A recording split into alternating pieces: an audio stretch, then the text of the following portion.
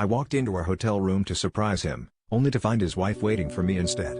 She was sitting in the armchair by the window, her eyes fixed on the skyline as if lost in thought, but she turned to me with a calmness that sent chills down my spine.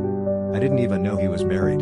My heart raced. Here I was, the other woman, standing face to face with a woman I unknowingly betrayed. She looked at me with a mixture of pity and resentment, and I felt a wave of shame wash over me.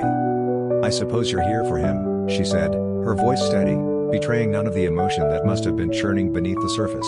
I nodded, unsure of what to say, my mind a whirl of confusion and guilt. She stood up, walked over to the small table, and poured herself a glass of water. The silence between us was thick, oppressive, and I found myself wishing for the ground to swallow me whole. I wanted to ask her how she knew, why she was here, but the words stuck in my throat. Then she told me everything.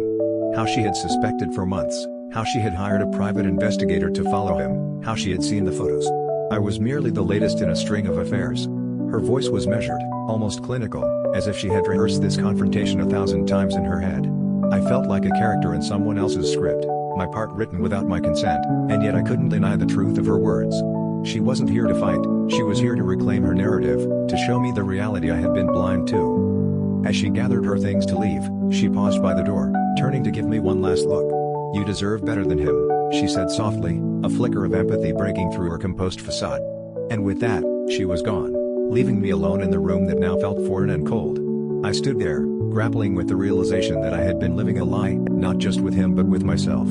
The shock of the encounter forced me to confront the deepest conflict within me, my tendency to trust too easily, to ignore the red flags, to let myself be swept away by the allure of romance without seeing the truth beneath. It was a painful lesson, but one I knew I needed to learn.